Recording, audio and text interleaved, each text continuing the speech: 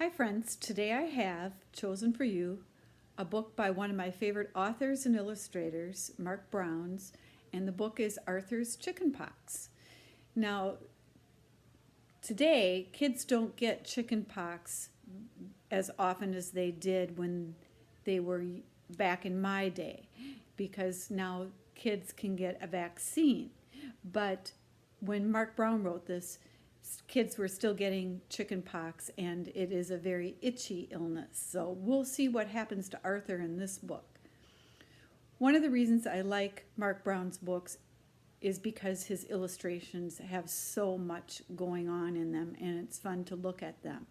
We're going to find something special about his illustrations in most of his books as we go along. Here we go. It was Monday morning, but Arthur's family was thinking about Saturday's trip to the circus. I wonder if the knife thrower will be back, said Father. The trapeze artists are my favorite, said Mother. I like the clowns best, said Arthur. I like the cotton candy, said D.W. Arthur thought about the circus in school, too. For his art project, he drew a picture of the circus. Then at lunch, Arthur noticed that he didn't feel very well. He went to the nurse's office. You have a temperature, said the nurse. Then Arthur's dad arrived to take him home. I'm going to get better fast, said Arthur. I don't want to miss the circus.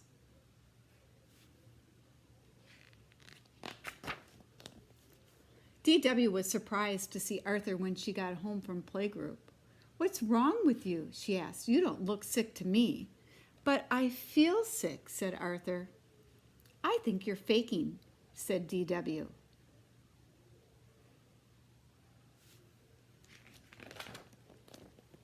At dinner time, Arthur got to have chicken noodle soup on the sofa. Why do I have to eat at the table? Asked D.W. You're not sick, said Mother. Well, I think Arthur is just pretending, said D.W. Eat your spinach, said Father. Doesn't Arthur look like he's having fun back there? The next morning, Arthur was really sick. Arthur has polka dots, said D.W., laughing. Too bad. He'll miss the circus. I'll see if Grandma Thora can stop by later, said Mother. She knows all about chickenpox. That afternoon, Grandma Thora arrived. I brought you some treats to help you feel better, she said. After school, Arthur's friends stopped by with get well cards. Muffy brought Arthur all his homework. Wasn't that nice of her? Father brought Arthur some Snickers, stickers, and cherry cough drops. Can I have a cough drop? Asked D.W. You're not sick, said Arthur. I feel all itchy, said Arthur after dinner. Try not to scratch, said Grandma Thora. But I want to scratch, said Arthur. I'll make a special soothing bath, said Grandma Thora. That might help. Arthur was allowed to drink juice in the tub with a crazy straw. If you're a good little boy and don't scratch your spots, said D.W., I'll bring you home a balloon from the circus.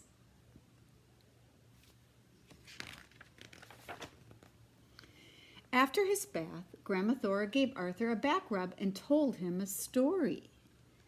I think I'm ready for my hot tea now, said Arthur. Don't forget the extra honey, please. Can I have a back rub too? Asked D.W. Maybe later, said Grandma Thora. Right now, I have to get Arthur's tea.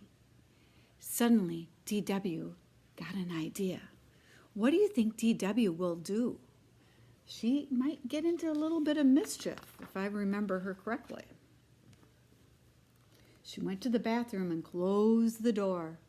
First, D.W. put baby powder on her face to look pale.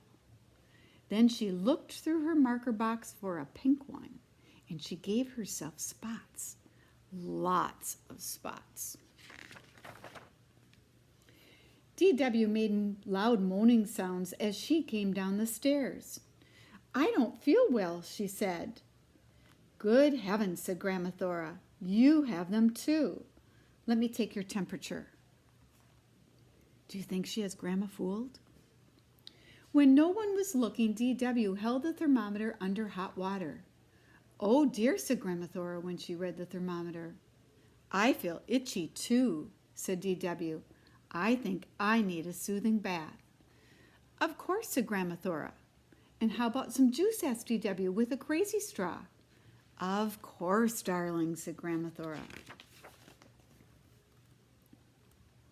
What happened to D.W. when she got in the tub? D.W. didn't notice that while she was in the tub, all her pink spots washed right off. But Grandma Thora noticed. Dora Winifred, she scolded, I'm very disappointed in you. Well, how was our little patient? D.W. asked Arthur the next afternoon. Still itchy, said Arthur, and still sick. That's too bad, said D.W. She moved the telephone near Arthur. Excuse me, she said, I have to make an important call. Hello, Emily? I have an extra ticket for the circus on Saturday. Want to go with me? Great. Bye. Mom, moaned Arthur, D.W. is torturing me. We're going to come back to this page in just a little bit. By Friday, Arthur was feeling well enough to go out to dinner with his family. I guess I'm going to the circus after all, he said. Oh, that's just grand, said Grandma Thora. But Arthur didn't get the flu. The next morning he was up early and dressed for the circus. Everybody else was ready for the circus too. Everyone except D.W. Hurry up, D.W., or we'll be late, called Mother. D.W. came down the stairs singing, It's cotton candy. I love to eat. It's so squishy. It's so sweet. Mother just looked at D.W. Oh boy, said Father. Good heavens, said Grandma Thora. Arthur started laughing. What's so funny? Asked D.W. What do you think the problem is? Why are they all laughing at D.W.? Back to bed, young lady, said Mother. But what about the circus? Cried D.W. Don't worry, said Arthur. If you're a good little girl and don't scratch, I'll bring you home a balloon. Think back. What happened in the beginning of the story? Can you tell someone what happened in the beginning?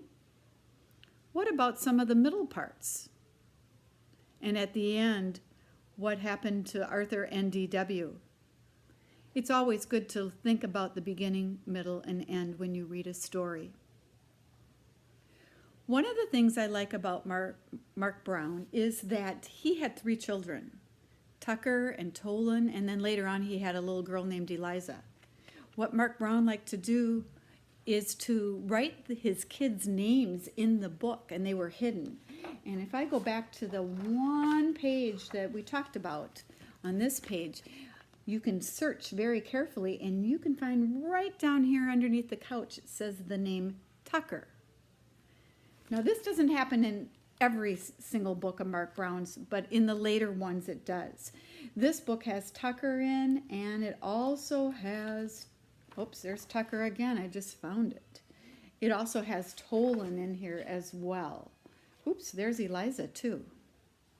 So you can kind of go back after you're done reading and look for those names of his children. It's kind of a I Spy book as well. I hope you enjoyed Arthur's Chickenpox, and we'll check out some of his other books in the library. Thanks. See you next time.